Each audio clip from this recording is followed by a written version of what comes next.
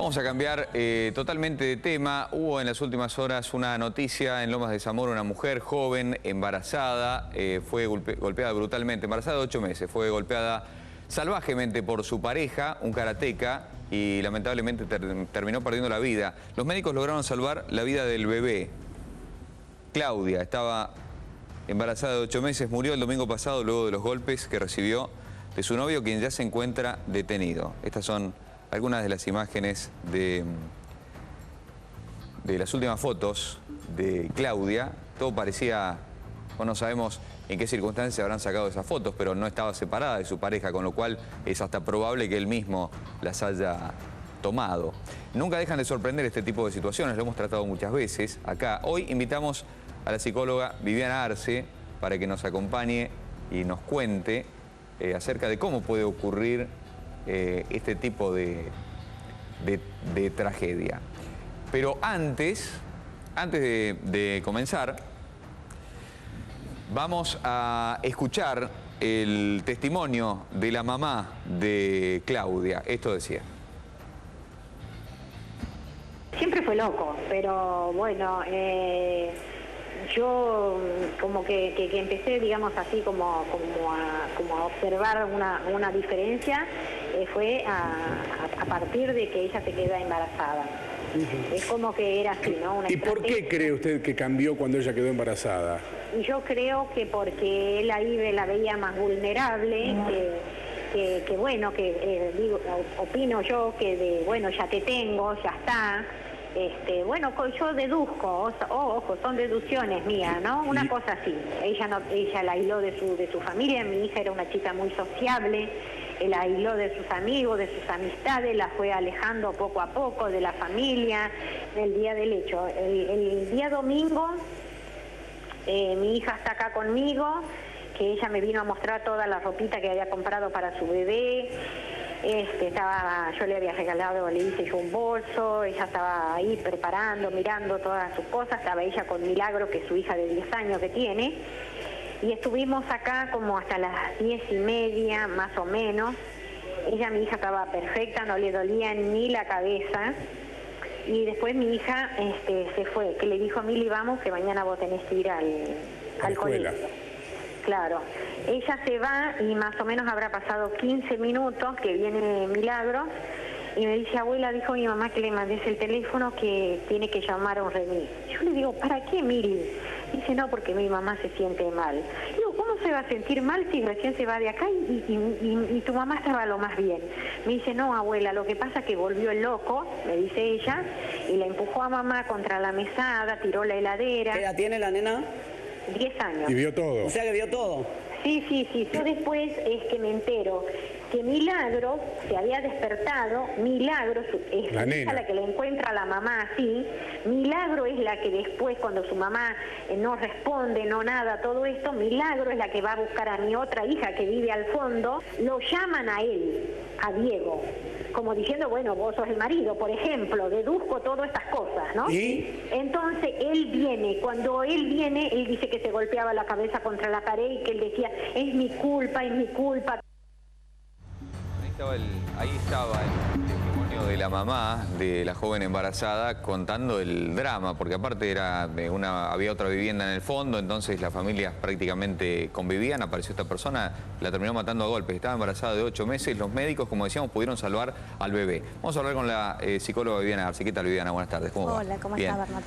Muy bien. Bueno, siempre se dice, porque hemos tratado otras veces también estos temas, y siempre se dice que cuando hay un psicópata en una relación, no sabemos, pero supongamos, cuando hay un psicópata en una relación y la mujer queda embarazada, eso puede dar lugar a una tragedia prácticamente de manera inmediata, ¿no? ¿Esto es así?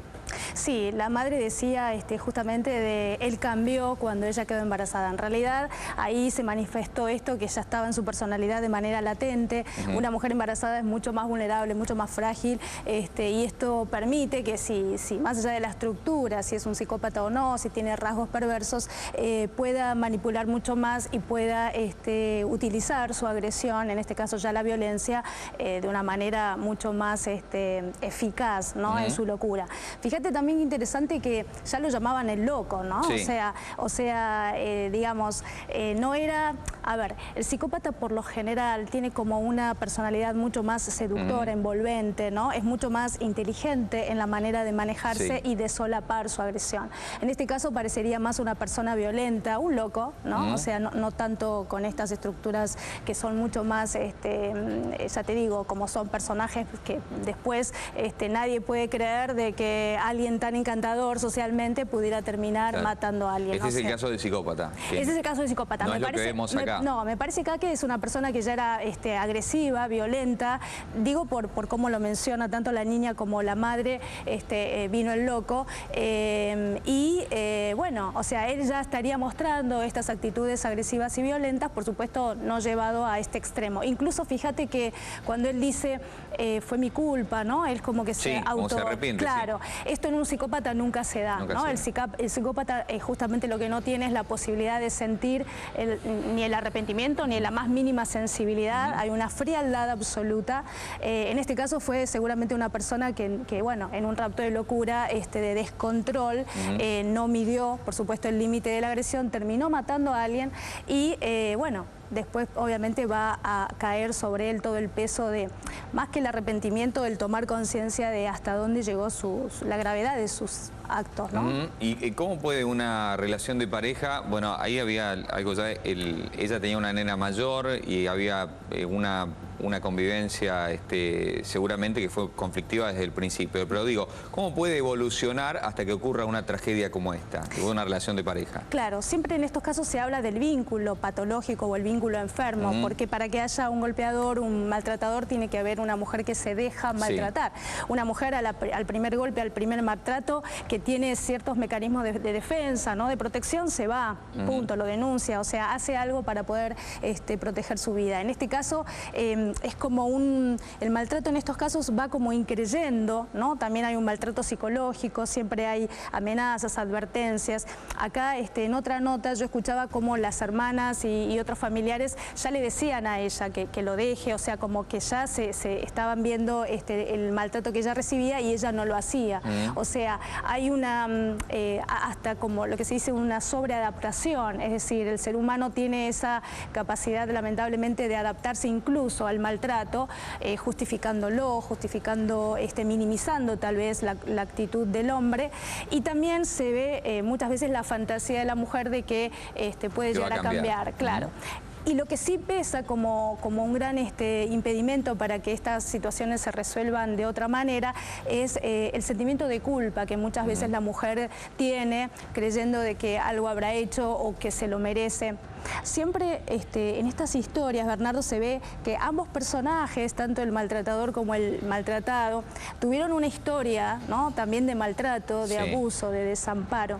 Y lo que hacen es revivir de manera inconsciente y poner en forma activa, en el caso del maltratador, proyectando el maltrato hacia otros, el mismo que probablemente habrá recibido. ¿Sufrieron quizá en la infancia? Sí, o antes? Sí, esto no surge de la nada, ¿no? Uno cuando empieza a escuchar la historia hay un correlato, principalmente con los primeros años de vida, con la educación, con el entorno en donde ellos se criaron, y después se juegan en estos roles en donde uno lo pone en forma activa, proyectándolo en el otro, y alguien lo vive de una manera pasiva, repitiendo también esas marcas de desamor. Está bien, bueno, ese es el esquema, ¿no? Es el esquema de un vínculo enfermo donde dos personas están reviviendo de alguna manera un problema que tuvieron antes, ¿no es cierto? Ahora, ¿cómo llega la personalidad de él, de mantener, de ser victimario quizá de la otra persona que tiene al lado suyo, a cometer una locura, a cometer un crimen como el que cometió? ¿Qué pasa? ¿Hay un quiebre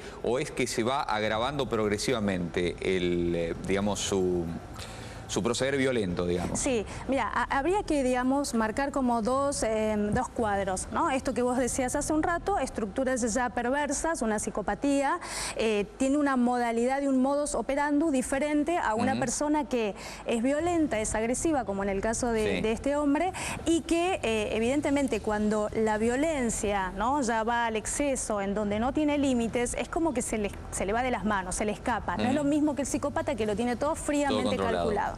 Entonces, en estos casos, la locura, digamos, un rapto de locura, la agresión, la violencia, no puede controlarlo, no puede, digamos, tener un límite de, bueno, hasta acá llego. Por eso después las palabras que dice, fue mi culpa, fue mi culpa. Y cuando no hay de la otra parte también la posibilidad de ponerle un límite, ¿no? O sea, la mujer amenazándolo o denunciándolo, o sea, alguien que le diga basta, esto por supuesto llega al punto de lo que estamos viendo de un asesinato, pero en este caso, ya te digo, por las características del hecho, no responde a una estructura, por lo que escucho, ¿no? Psicopática, en donde tiene otro modus operandi y otra manera de manejarse, en donde nunca va a sentir el más mínimo afecto ni sentimiento de remordimiento ni de nada. Claro, al contrario, es un control desde un lugar, ya te digo, perverso. En el caso del psicópata hay un goce en el sufrimiento del otro, y lo hace de una manera mucho más sigilosa, y incluso también los asesinatos son mucho más...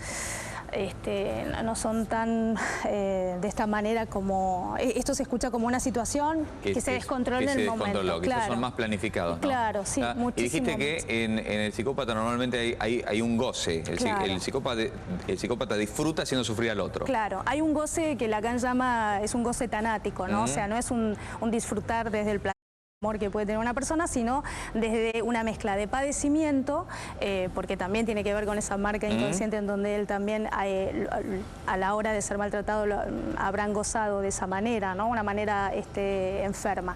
En este otro caso, en un rapto de locura, ahí se me ocurre que más la violencia estuvo del lado de la pulsión y de la agresión de descarga, que ya no es lo mismo, ¿no? Está bien. Ahora, una mujer en este caso, ¿no es cierto?, en una relación conflictiva como esta, las mujeres normalmente tienen terror de hacer la denuncia por lo que va a pasar después, porque dice, bueno, la policía, voy a la comisaría, hago la denuncia, después me quedo sola y a merced de esta persona que va a venir, me va a golpear, me va a matar en cualquier momento. ¿Cómo se supera esa situación? Sí, primero haciéndole entender a estas mujeres que ellas no son culpables, que no son responsables, digamos, de la violencia que el marido o el hombre genera sobre ellas, porque por lo general ese sentimiento de culpabilidad o de me lo merezco las somete en un lugar de pasivo. Y por otra parte también el saber de que ellas, de ayudarlas a reaccionar, ¿no? Porque están, el maltrato, en esto que te contaba hace un ratito de la sobreadaptación, lleva al ser humano a acostumbrarse incluso al maltrato, al abuso. El famoso fenómeno de Estocolmo muestra cómo una persona puede enamorarse, ¿no?, entre comillas, de su torturador. Entonces, por un lado esto, ¿no? Hacerles saber que no están solas, los familiares o las amigas o las personas que estén cerca, cuando vean esto, bueno, como hacerla reaccionar, pero desde el buen sentido, mostrarle de que no está sola, que se le puede acompañar y que ella no se merece ese maltrato y ese abuso. Y que está en una situación de riesgo, ¿no? Y que tiene que hacer algo para salir de la Claro, porque fíjate la paradoja, ¿no? O sea, no se lo denuncia, no reaccionan por el temor a lo que puede pasar, a la represalia. Sin embargo, digamos, la violencia va a seguir estando, incluso llegando a estos límites irreparables como la muerte, ¿no?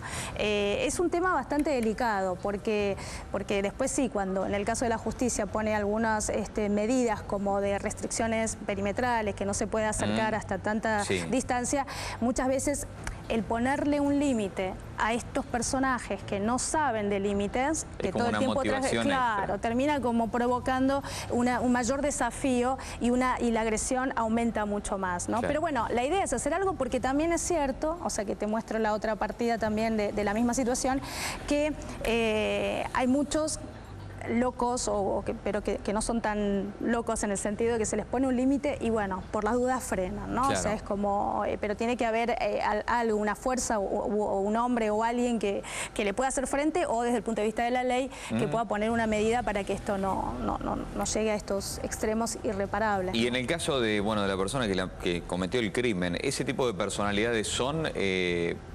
no sabemos mucho acerca ni de su historia, ni de sus características, ni demás, pero digo... ¿Puede ser reversible esa patología, esa tendencia a ser violento o no? No. Bueno, en el caso de las estructuras perversas, como las psicopatías, es irreversible. Esas estructuras, la estructura psíquica no se puede cambiar. Pero sí, por eso ahí ya las medidas que hay que tomar son pensando en la prevención y en el riesgo que corren los demás a nivel social. En este otro caso, digamos, cuando la violencia ya tiene que ver con una situación desmedida, siempre y cuando la persona realmente tenga, aunque sea el mínimo deseo de cambiar, porque, a ver, ambas partes sufren, ¿no? Tanto el victimario como la víctima. Es un sufrimiento cada uno desde un lugar diferente, pero ninguno de los dos la pasa bien. O sea que si este tipo de personaje se conecta con un deseo de cambiar, esto por supuesto con ayuda terapéutica y también muchas veces conectándose con la parte espiritual, ¿no? Hay muchas personas que se apoyan en eso y de alguna manera se sienten acompañados. Esto también puede, por supuesto, contener y acompañar en un proceso que a veces es de por vida, ¿no? O sea, no es algo inmediato. Sí. Hay estructuras así de personalidades patológicas que, como las que vos mencionabas, que no tienen ninguna chance de cambiar, por lo menos no en condiciones normales. Siempre puede ocurrir un milagro, ¿no? Pero digamos, en condiciones normales y si lo ponemos bajo la lupa de la ciencia, no hay posibilidades de que cambie. Por ejemplo, me viene el caso de Arquímedes Pucho, ¿no? Que es una personalidad así como emblemática, el psicópata, es el prototipo del psicópata, ¿no? Sí. Sí, no, pero es por lo que te decía recién, los psicópatas no tienen ningún deseo de cambiar, porque mira, la psicopatía tiene una lógica del pensamiento totalmente diferente al del resto, ¿no? O sea, su lógica del pensamiento en cuanto a su manera de ver la realidad, no sienten culpa, no se pueden poner en el lugar del otro, están totalmente desafectivizados, o sea que, digamos, uno para querer cambiar tiene que por lo menos angustiarse, ¿no? Sentir la incomodidad de que algo así ya no funciona. En el psicópata es perfecto, tienen la certeza que le da la locura en el sentido de su psicopatología para planificar y considerar que lo que hacen es correcto. O sea que no tendrían ningún motivo para cambiar porque no está en su deseo hacerlo. De hecho, justamente no hay un deseo como está en el resto de las personas, en donde es el motor, que incluso uno como analista con los pacientes, si en el paciente no hay un mínimo deseo de querer realmente cambiar algo en su vida, no pasa nada. ¿Hay muchos casos de violencia así dentro de la pareja, más que antes o no? A ver, siempre hay, lo que pasa es que hay diferentes tipos de violencias, hay violencias que son más solapadas, hay mucha violencia más a nivel psicológico, ¿no? De maltrato en el uso de las palabras, en la manera de desvalorizar al otro, que siempre en definitiva es la proyección de la propia sombra del inconsciente de la persona hacia la otra, hacia el otro, ¿no? Y hay más obviamente, no todas las violencias son del hombre hacia la mujer, hay violencias al revés también, ¿no? Tal cual. ¿Cuál es? Obviamente, supongo me vas a contestar que hay más casos del hombre hacia la mujer. Sí, porque esto también tiene que ver con la historia, con la cultura, en donde la mujer culturalmente siempre, digamos, se nos ha enseñado, ahora ya no tanto, por supuesto, pero en donde era la más débil, la que cuidaba a los hijos, pero a su vez tenía que ser cuidada por el hombre. El hombre, desde la biología, es el cazador, el proveedor, él tiene una energía que lo lleva hacia afuera, ¿no? Hacia el mundo, hacia la conquista, los guerreros, en fin, te pones a ver la historia, siempre estuvo como esa diferencia. Y hoy en día, bueno, la mujer que también se independizó, sale a trabajar, ocupa puestos jerárquicos y también de poder, bueno, ya rompe con ciertos paradigmas en donde el hombre, por ejemplo, a la hora de estar con una mujer, necesita conquistarla desde otro lugar y no desde la posesión o de esta cuestión de la dominación. ¿Qué es la característica más importante de la agresión? La agresión tiene como objetivo dominar al otro, controlarlo, desde un lugar fallido, ¿no? Porque nunca funciona, nunca a la larga, nunca resuelve de esa manera. Muy bien, Viviana, te agradecemos muchísimo. Viviana Arce es psicóloga, bueno, nos ha ayudado a